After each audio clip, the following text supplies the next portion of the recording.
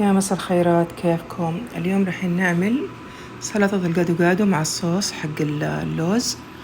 المكونات عندنا اللي هو الكجمبة، اللي هي بذور الماش، في عندنا هنا السكر البني، في عندنا هنا الكميري، أنا طحنت منه 4 حبات، هو يكون شكله بالشكل ده. وعندنا هنا اللي هي الصلصة المعتدلة، بس أنا مغير العلبة.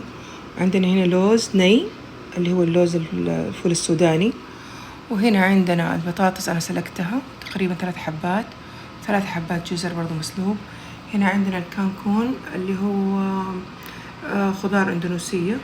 وهنا عندنا كروم برضو مسلوق والبيض. وعندي هنا خيار وفلفل حار وثوم وجنزبيل وبصل وليمون. هذه مكوناتنا وتابعوني. والحين بذكر السكر البني. لا بس.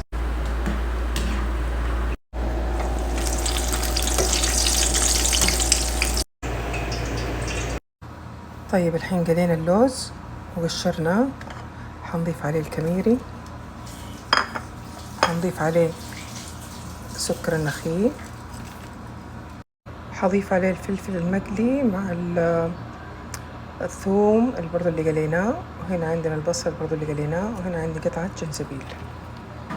حضيف كمان عليه عصير 3 حبات ليمون. حضيف عليه تقريبا نص ملعقة تمر هندي. حضيف عليه ما يقارب تقريبا نص كاسة موية أو أقل، ربع كاسة موية كفاية. نضيف كمان عليه تقريبا نص ملعقة ملح. بضيف الصوص الصويا المعتدلة تقريبا 3 ملاعق أو ملعقتين ونص.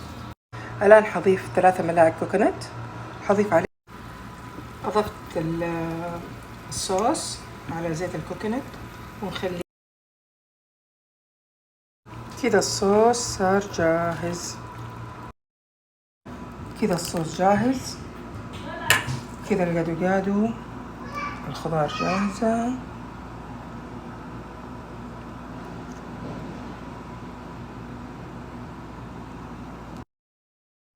ونزين كذا بالكروبو كذا وبالعافية، وأحلى جادو جادو. تسلم إيديا وبالعافية علينا وعليكم.